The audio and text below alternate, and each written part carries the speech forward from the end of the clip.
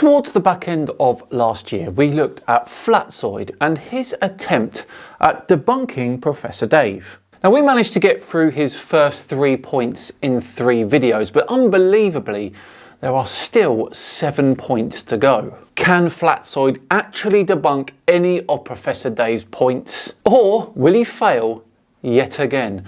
No prizes for guessing this one, folks.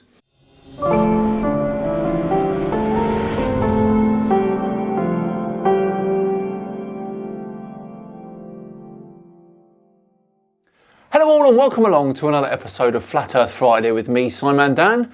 Thank you very much for joining me. Before we begin today, a massive thank you to the sponsors of today's video, Raycon. Whether you're looking for a pair of everyday earbuds, low latency gaming headphones, or a speaker with a battery that will last all night at your next party, then Raycon's got you covered. Raycon is premium audio at the perfect price point, so you can build great habits without breaking the bank. And yes, of course, Raycon start at around half the price of other premium audio brands. Now, I have recently had my garden renovated so I can sit back, relax and enjoy it whilst listening to my favourite audiobooks.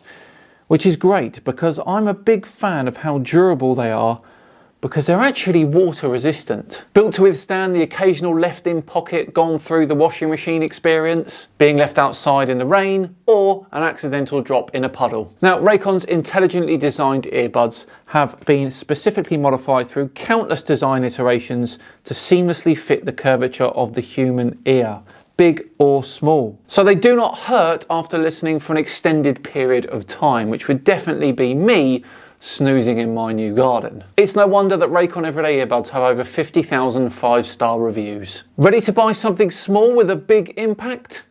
Just click the link in the description or go to buyraycon.com/SimonDan to get 15% off your first purchase of Raycons. Right, back to today's video, which, as I said at the start, is more Flatzoid trying to debunk Professor Dave. Today we're going to start at him looking at the 4th point from Professor Dave, and don't worry, we will eventually look at all of the points from Professor Dave, no matter how many videos it takes.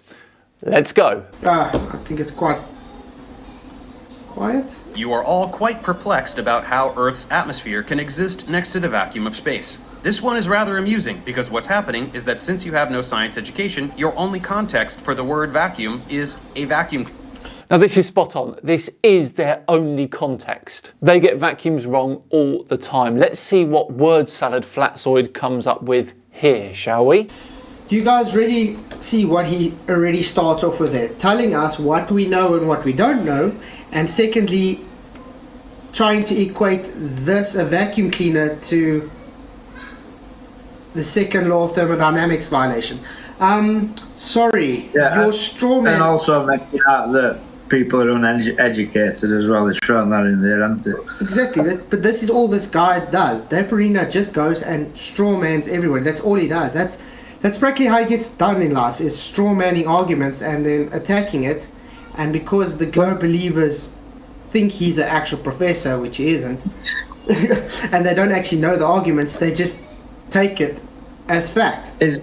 But you do think the atmosphere should be sucked off the planet, in the manner that a vacuum cleaner sucks stuff up off the floor. So he does have a point, doesn't he? It's self-admitted that he goes to people for answers his sense. Obviously he's uneducated as well.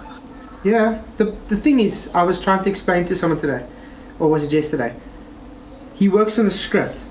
If he doesn't have his script, I don't even think he understands half of the things he presents on his channel. But he does usually write the scripts, Flatzoid. So he does understand it, doesn't he? Just like how I write my scripts. Because if you actually watch some of the debates he has, he's not actually a debater. He's literally just ad-homs and straw mans and red herrings. That's all he does, the whole debate, every debate he has. And then he thinks he wins. Yeah. It's actually sad. But yeah, that's very sad. That's practically that's his whole persona. Okay, let's carry on. Cleaner. And again, because you have no science education, none of you understand how a vacuum cleaner works. No science education. Again, telling us that we have no science education. Sorry, What science education do you have then, Flatzoid? We're all desperate to hear. Yet there are so many flat earthers that have PhDs and doctorates and professors. Now that may be so, but are they scientific PhDs and doctorates? I don't think they are they? And how about people that used to work for NASA? I'm sure there's flat earth NASA employees, correct? Highly unlikely. Okay, let's move on. Which is a problem, because you seem to think that outer space is a vacuum cleaner. Let's take a moment and clear this up. A vacuum is any region where there is no stuff. Here, there is stuff, like air, in space. First of all, it shows vacuum cleaners there. Nobody says there's vacuum cleaners there. They put a vacuum cleaner there to make fun of your globe. It's not that we literally say there's a vacuum cleaner there. Now, he wasn't saying that, Flatzoid. He put the vacuum cleaners there because you guys think that space works like a vacuum cleaner. And that's what he said. And you do think that. This is much more of a vacuum than that down there. And now he's about to prove Dave's point. This is 10 to the minus 17 tall. We cannot even replicate that on Earth. The Sandusky vacuum chamber doesn't even come close to it. No, we can't replicate it here on Earth. And that's mainly due down to the fact that if we had a chamber filled with almost nothing, the huge weight of the atmosphere above it and around it would just be crushing. It's a little bit like taking a submersible down to the depths of the ocean. There would be a pressure difference on the outside of the submersible compared to the inside of the submersible. So that difference would mean there'd be a force exerted on the outside of that submarine. Now, if we had a vacuum chamber here on Earth's surface, there would also be a pressure difference, the difference between the atmosphere on the outside and the vacuum on the inside. And that means things like this would happen.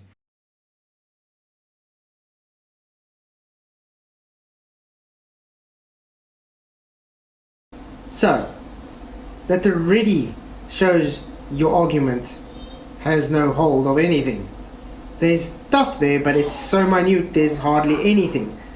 So one thing you got to get into your mind is that system is a separate system to that. Because they are separate systems, entropy will increase. You will have dispersal. The arrow of time does happen. You will have the gas in the system dispersing into the available system because it's two separate systems. No, you won't. Gravity means that you need an escape velocity in order to leave this planet. And that is true for spaceships and gas particles alike. Now, here is the equation for escape velocity, and it turns out that to escape Earth, you need a speed of around 11.2 kilometers per second. And the average speed of an atmospheric gas particle is around 300 to 400 meters per second. So your entropy theory here has a problem, doesn't it? Yes, entropy is real, but you are misusing it here. Space, there is no stuff, or at least very, very close to no stuff. Space is essentially empty. That's a vacuum. It is not a thing that sucks. No, it definitely doesn't suck. The only thing that sucks is your argument. Haha, good one, Flatzoid.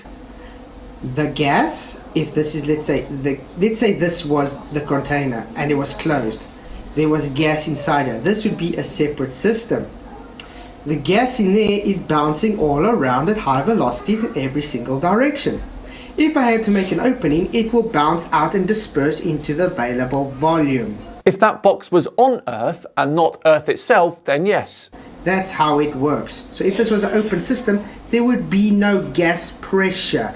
The gas we breathe in this system would fill the available space. Hence, if space was the vacuum of space, which is space, available volume, we wouldn't have air to breathe. Except I've just explained that we would. Vacuums don't suck. Everyone say it with me together. Vacuums don't suck. Professor, not Professor Dave, makes a straw man argument. Vacuums don't suck. No one says they do. Apart from most flat earthers.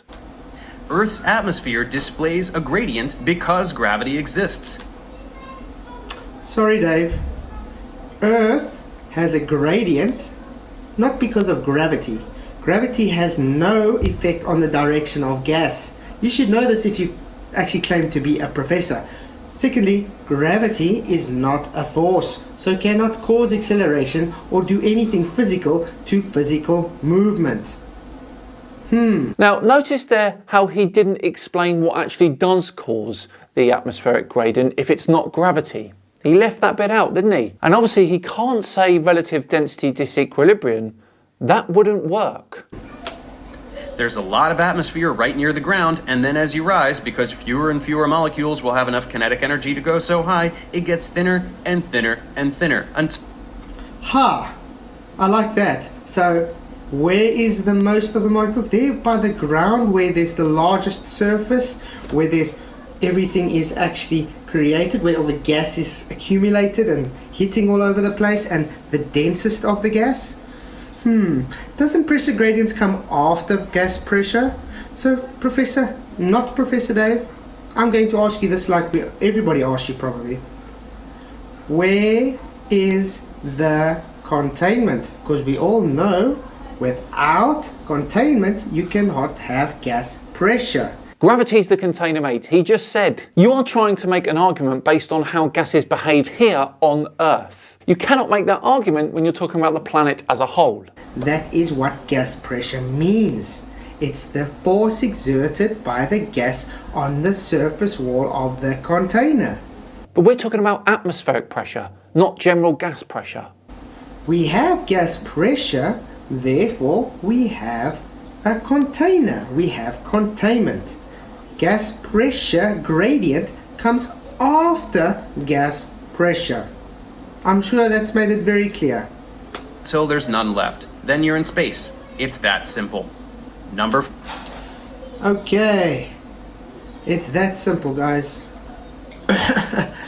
Yes, it is that simple. Dear oh dear, what a mess. Now, next month I'm going to show you exactly why relative density disequilibrium does not work when we're talking about atmospheric gradient. Because if that truly is how things fall, as the flat earthers say, then we wouldn't be able to breathe.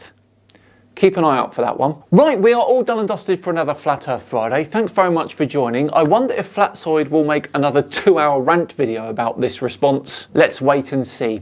Thank you so much for watching today. It truly is appreciated. If you enjoyed it, please do consider subscribing to the channel.